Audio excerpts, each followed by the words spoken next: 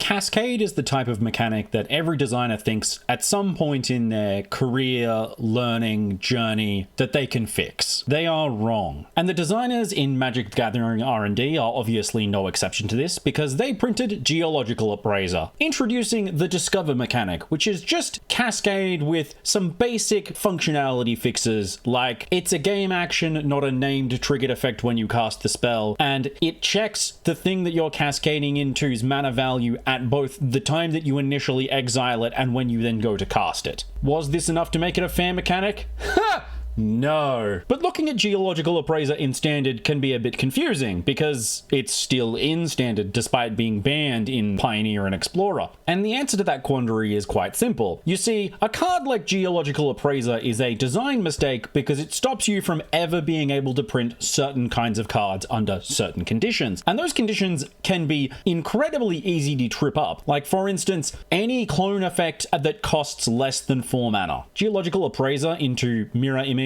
Glasspool Mimic, Phantasmal Image. These are all chains that let you absolutely churn through your deck, putting just an insane amount of 3/2s onto the board, but more importantly, allowing you to continually repeat the process of discovering until you get to the one card that you're actually digging through to combo cast and planning to essentially immediately end the game. You can even construct a crazy reverse ladder with Quintorius Khand and Spark Double as 2 additional copies of cards that you can cast that then turn themselves into Geological Appraisers that then turn themselves into clones that then turn themselves into Living End.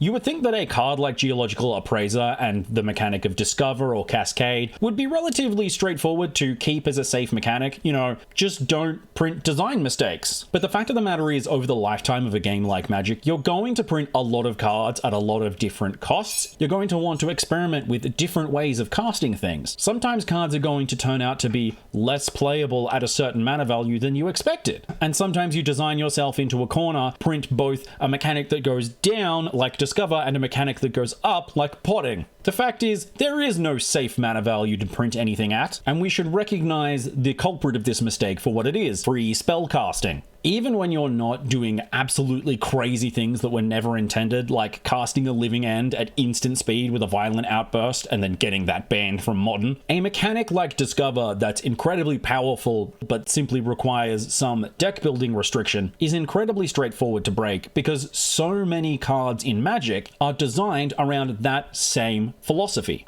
And honestly, more than half the time, building a competitive or really any kind of constructed deck is just a matter of finding the cards that have deck building restrictions that overlap or complement each other. Of course, Modern is more than happy to play Cascade cards. They already wanted to play Grief and Fury and Solitude and every other incredibly expensive card that is actually free. Even in Standard, a card like Leyline Binding regularly cost 1 or 2 mana in just the decks that wanted to play it anyway, and those decks could slot in a Discover package while continuing to play the best removal spell in the format. Now, obviously, not every Magic player is going to optimize all of the fun out of their game and turn every mechanic that possibly can be into a single turn kill engine. Commander players, like and subscribe. But discussing a card's use based on vibes is fuzzy, subjective, inaccurate. And anyone can say, obviously the Alpha Jewels are the best lands in the Commander format, and every deck that has more than one color should be playing the requisite copies of the Alpha Jewel lands, but not every table is going to say, we all hereby agree to not spend our mortgage money on cardboard, and will play Commander at a nebulously defined, casual, lower power level. Because rather than becoming more difficult in Commander, these Discover decks have access to more and wider pools of removal in terms of board clears like Blasphemous Act and Vanquish the Horde, things that are questionably playable in one-on-one Magic, but absolute staples in Commander. And, once again, these are perfect cards to play in a deck that doesn't want anything below a certain mana value, overwhelmingly disproportionately rewarded for having a consistent, repeatable game plan, because the whole point of playing a singleton format is to introduce randomness into the game, a concept I will never be able to reconcile with the words command zone.